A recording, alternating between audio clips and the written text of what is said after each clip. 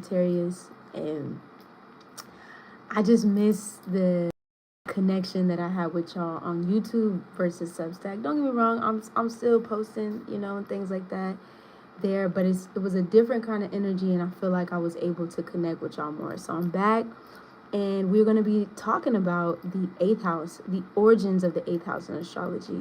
Now, when I do make my return, I'm going to be doing things a little bit differently this time around.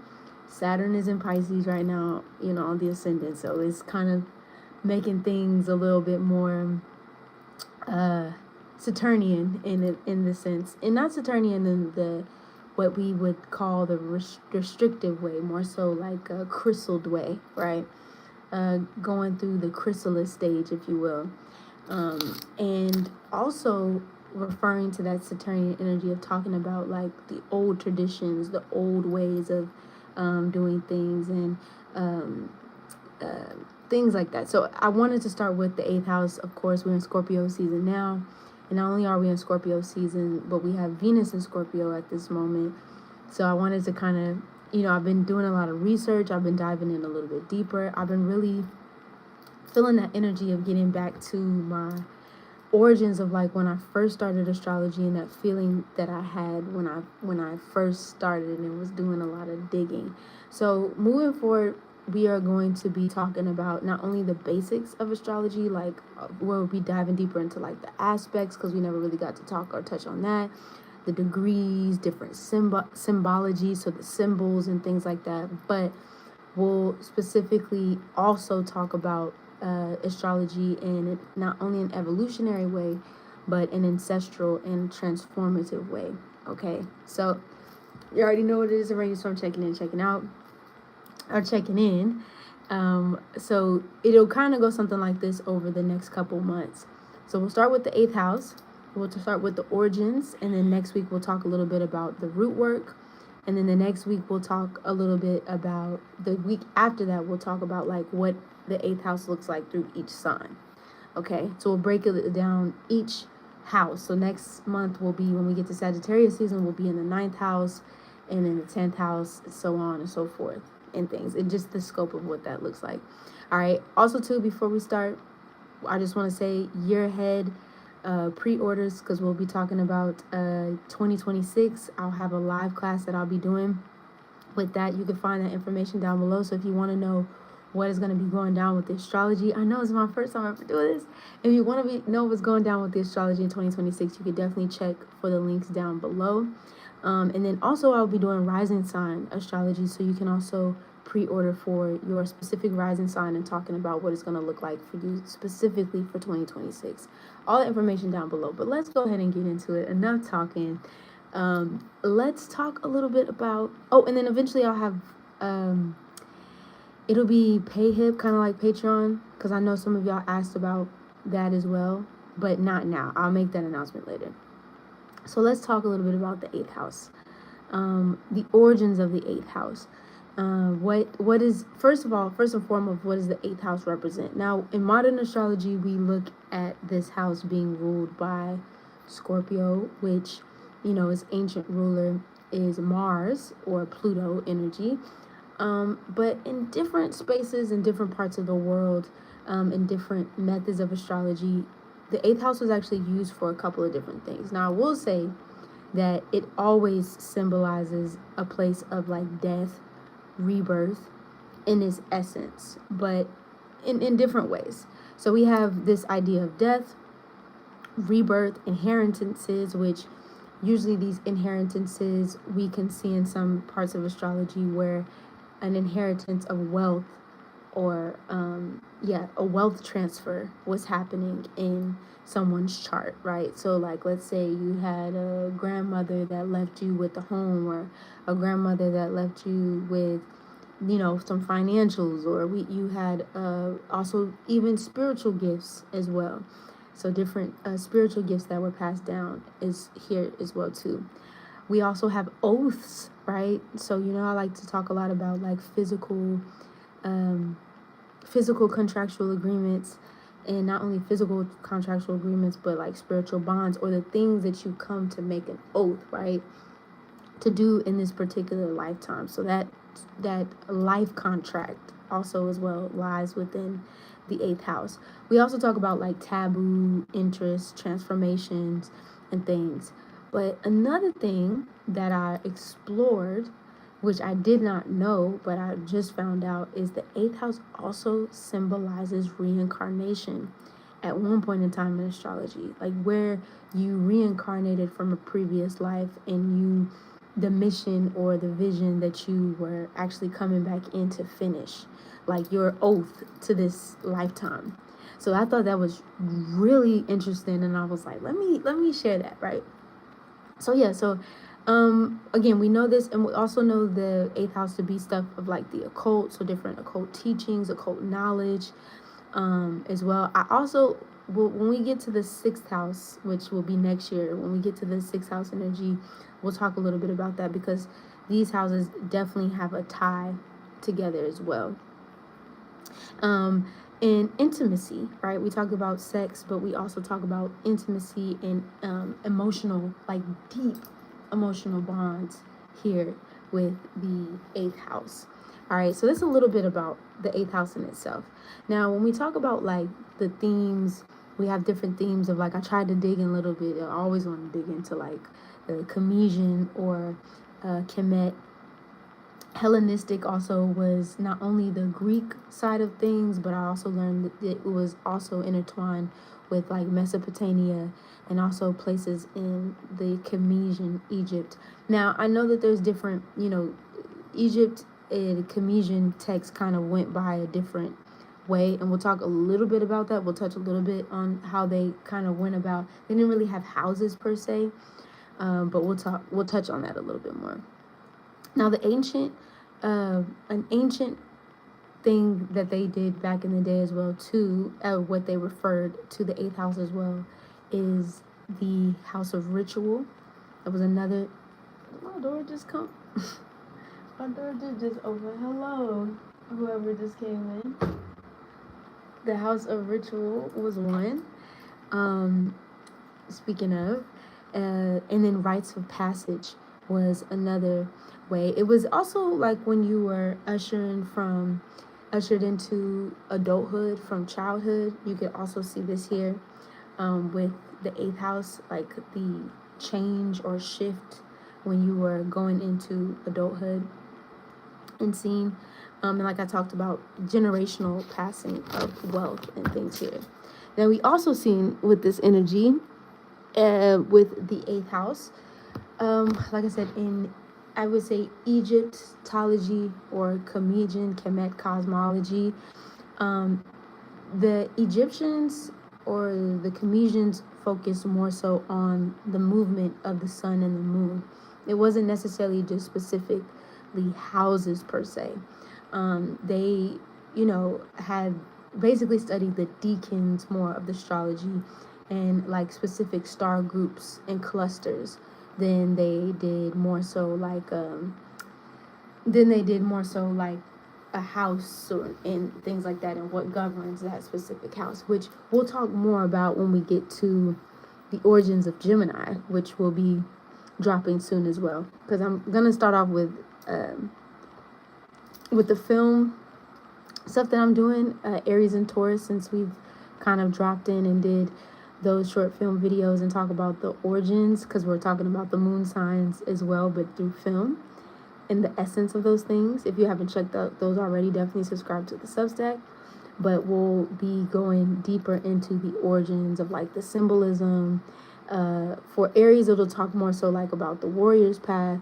For Taurus, we'll be talking more so about, also the pioneering path too. For Taurus, we'll be talking more about like indigenous lands, land stewardship and things like that. And then when we get to Gemini, we'll be talking more so about like divination, and not only divination, but like the study of symbolism and astrology, like how it came to be in different cultures and languages and things. So definitely want to stay tuned for that and subscribe if you haven't already.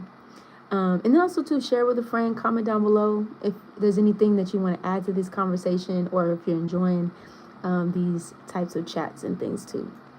So yeah, so here we have the Comesian cosmetology. Like I said, it's focused on certain star groups and also decans. And then we have the gods also too that were associated with specific days and periods of the year.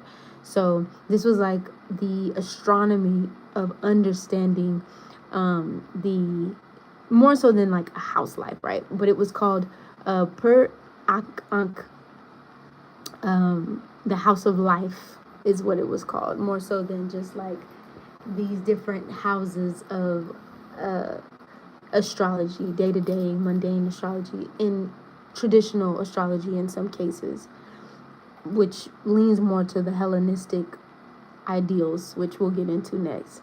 So the Hellenistic astrology, which I know a lot of astrologers are starting to opt out actually of traditional, or I should say not necessarily traditional, tropical astrology, which is what I'm talking to y'all about now. Western astrology as well. This was the tradition of the horoscopo, Scorpio is what it's called, astrology that was practiced in the late Hellenistic period around the Mediterranean basin, especially in Egypt is another place. It was written sometimes in Greek, but also Latin as the idle place.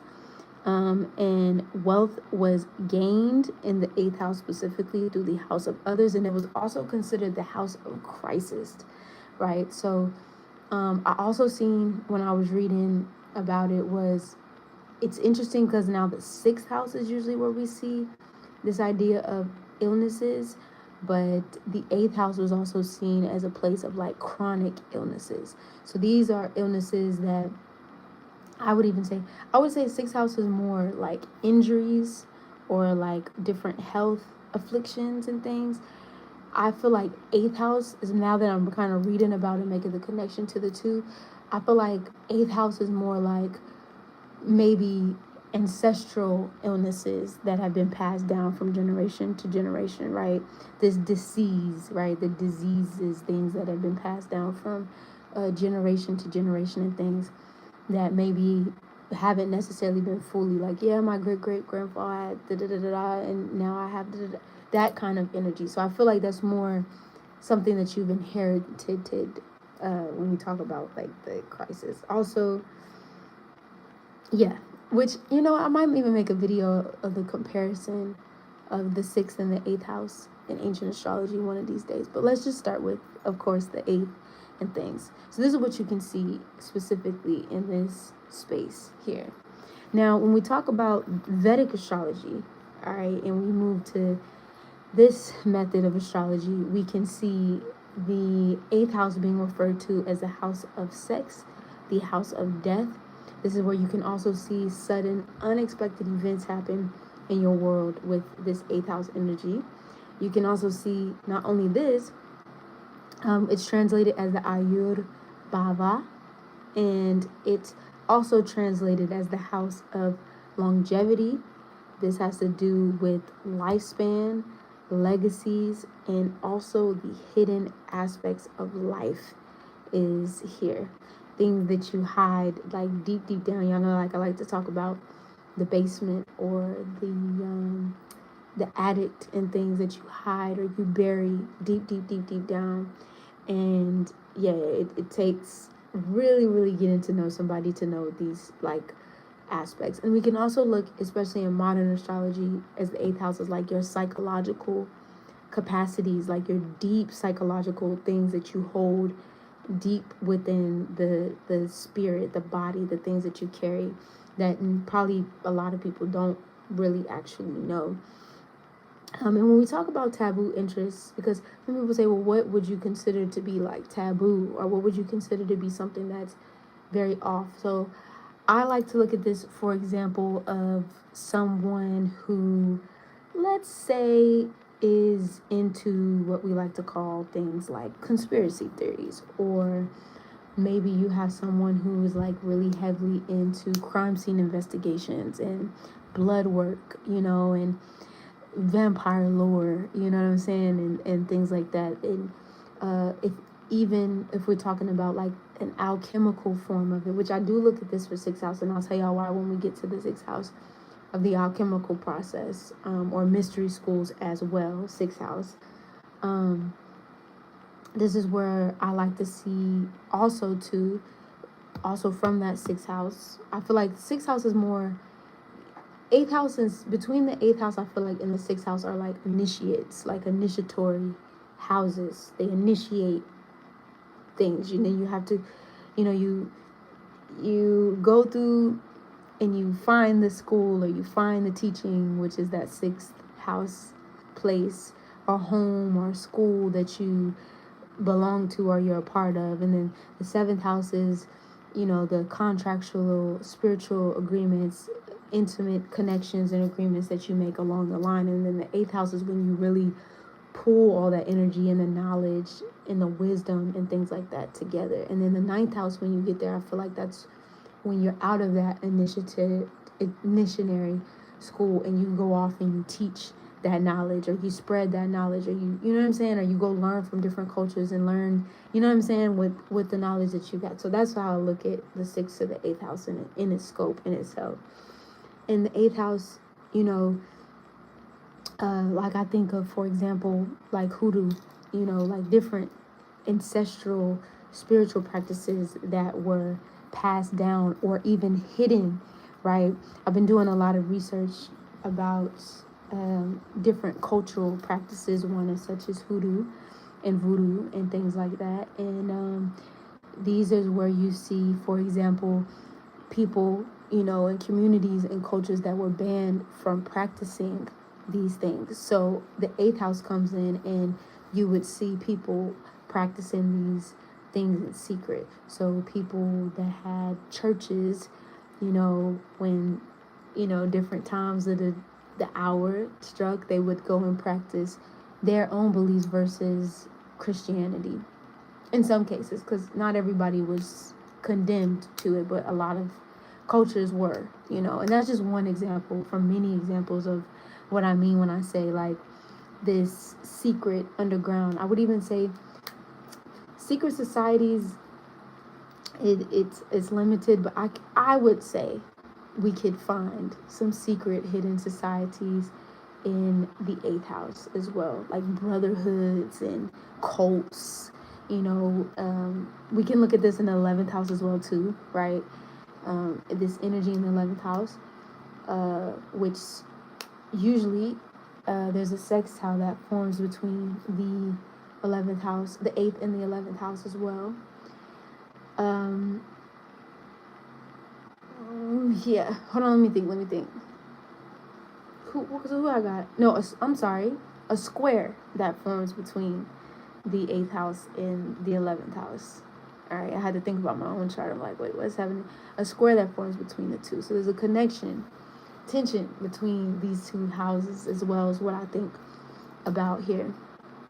And y'all also, like I said, be sure to not only like, share, subscribe, but tell me in the comments like more of what y'all are thinking about this particular house, or some of the things that you've explored or discovered about, or some things that you find interesting about this house. I notice when I talk about a lot of 8th house things on the channel and things, 8th house, Pluto, Scorpio, anything that's dead, Black Moon, Lilith, like all these moon and things like that, like y'all really be like, everybody really be like in the thick of it and things. That's why I wanted to start off also as well with the 8th house, because I love talking about these topics. I think 8th house is a very, people get scared when they talk or when I have these conversations about the 8th house and these things, because I think it makes a lot of people uncomfortable to go so deep, and not just this idea like, oh my god, I want to get deep, like I want to no, but like really exploring into the depths and back, right, of like these topics that people might feel a little uneasy about talking about, not because it's, now sometimes it might be a little nasty for some people, I think about, like, because I think of 8th house also being this penetrative, and not just in a sexual way, but like a penetrative kind of energy once you really start digging in there. And it kind of makes people uncomfortable, like for some people when they watch like surgeries or things like that online, which I think of 8th house as well too, is having to do with like people who who like surgeons or people who get to the thick of the root of it, right? This is also where I would say it all comes up, right? The bottom of the barrel energy, the detoxing even. Yeah, we could say this for the sixth house as well too, because a lot of it does have to do with health and wellness. I would even find root work as well in located in the sixth house, which that naturally sextiles the eighth house. And but it really gets to those depths and things, and it really has made me quite curious to know, especially as I'm doing like this deep dive excavation on my own personal chart and myself, and learning different more aspects of astrology and branching out in different modes, I should say. Yeah, I'm really curious to know what y'all think. Like, I'm really curious to know, like, what's in your eighth house, what's going on in your eighth house. Do you have any planets in your eighth house? Do you feel like your eighth house has like some type of effect on the ways in which you share or explore intimacy and connections with other people? Do you have any like certain taboo interests that like really shine through with whatever's happening in your eighth house? Anything with like inheritances, and it doesn't necessarily have to be money, but maybe things that you've gained from previous lifetimes. I would love to know. So please share it down below. Like I said, like, share, subscribe, turn the notification bell on too, so y'all know when I post. And yeah, I'm really, really happy to be back. I hope that y'all enjoy this series. Like I said, next week we're gonna be having what I say. Let me see. We'll be talking about root work. So we'll talk about the eighth house symbolism. We're going back to root work. So what does the eighth house involve in this context, and going deeper into themes of that. And then the next week we'll go through the eighth house for all the signs. So we'll learn a little bit more about that. And like I said, if you would like to be a part of the live course, it'll be via Zoom for the year ahead readings. That will be probably most likely around the Gemini new moon, which I think is like December, someone got hit over there, December 16th or December 19th. But I'll let y'all know that announcement there. So if you want to pre-order to be in that class. And then we have the rising sign pre-order as well. They'll talk about each rising sign and individual videos. I'll have like the little previews up on YouTube, but if you want the full extended video, those will also be up as well. So you can go ahead and check that out on the links down below. And then also make sure you subscribe to the Substack so you know what's popping. It's free subscription. And I'll have more about the kind of like Patreon pay style that y'all can be a part of for real this time. Because like I said, this Mercury retrograde is getting me together. And this Saturn in Pisces is also getting me together. So, yeah, I'm back. I'm feeling more refreshed than before, way more refreshed than before. And I have a little bit of new perspective on how I want to move this needle forward. All right. So y'all already know what it is. It's already so checking in, checking out. Without a doubt, I'll definitely see y'all on the next one. Deuces.